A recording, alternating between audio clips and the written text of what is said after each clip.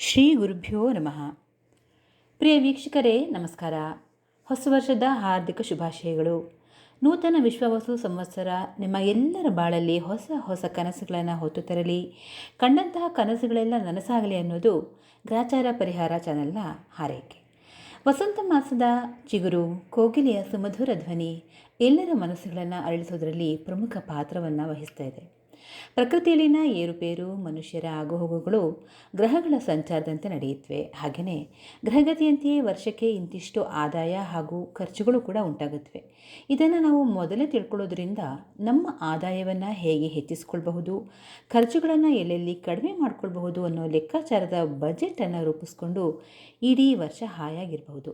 ಹಾಗಾದರೆ ಬನ್ನಿ, 12 ರಾಶಿಗಳವರ ಆದಾಯ, ಖರ್ಚು ಜೊತೆಗೆ ವರ್ಷದ ಆಗುಹೋಗುಗಳ ಒಂದೆರಡು ಅಂಶಗಳನ್ನು ನೋಡೋಣ. ಈಗ ಕಟಕ ರಾಶಿ. ಕಟಕ ರಾಶಿಯವರಿಗೆ 80% ಆದಾಯ, 20% ಖರ್ಚಿದೆ. ಆದಷ್ಟು ಉಳಿತಾಯಕ್ಕೆ ಮುಂದಾಗಿ. ಆದಾಯ ಏನೋ ಚೆನ್ನಾಗಿಯೇ ಇದ್ದರೂ ಬದುಕಿನಲ್ಲಿ ಸಿಹಿ ಕಹಿ ಸಮನಾಗಿದೆ.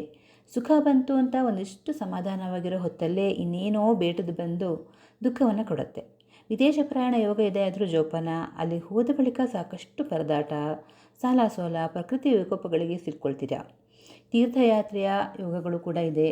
ಇಲ್ಲೇ ಹೋದರೂ ಮಕ್ಕಳ ಸಂಸಾರ, ಅವರ ಕಷ್ಟ ನಷ್ಟ ನಿಮ್ಮ ಮನಸ್ಸಿನ ಮೂಲೆಯಲ್ಲಿದ್ದು ಸಾಕಷ್ಟು ಬೇಸರವನ್ನು ಪಡ್ತೀರಿ. ಉದ್ಯೋಗಸ್ಥರು ಸಾಕಷ್ಟು ಸಹಿಸಿಕೊಳ್ತಿರಾದರೂ ಉದ್ಯೋಗವನ್ನು ಕಳೆದುಕೊಳ್ತಕ್ಕಂತಹ ಮತ್ತು ಬೇರೆ ಕೆಲಸ ಉಳ್ಕೊಳ್ತಕ್ಕಂತಹ ಸ್ಥಿತಿ ಸಾಕಷ್ಟು ಜನಕ್ಕೆ ಎದುರಾಗುತ್ತೆ. ನಿಮ್ಮ ವೈಯಕ್ತಿಕ ಜಾತಕವನ್ನು ಪರಿಶೀಲಿಸ್ಕೊಳ್ಳಿ, ಅಥವಾ ಏನೇ ಬಂದರೂ ಎದುರಿಸ್ತಕ್ಕಂತಹ ಮನಸ್ಥಿತಿಯನ್ನು ರೂಢಿಸ್ಕೊಳ್ಳಿ. ಇನ್ನು ಆರ್ಥಿಕ ಬಿಕ್ಕಟ್ಟು, ಉಸಿರಾಟದ ಸಮಸ್ಯೆ, ಕೆಮ್ಮು ದಮ್ಮಿನಂತಹ ಅನಾರೋಗ್ಯದ ಸಮಸ್ಯೆ ನಿಮ್ಮನ್ನು ಕಾಡುತ್ತೆ. ಬಂದಿದ್ದು ಬರಲಿ, ಗೋವಿಂದನ ದಯೆ ಇರಲಿ ಅಂತ ವಿಷ್ಣು ಸಹಸ್ರನಾಮವನ್ನು ಹೇಳ್ಕೊಳ್ಳಿ. ಒಳ್ಳೆಯದಾಗಲಿ.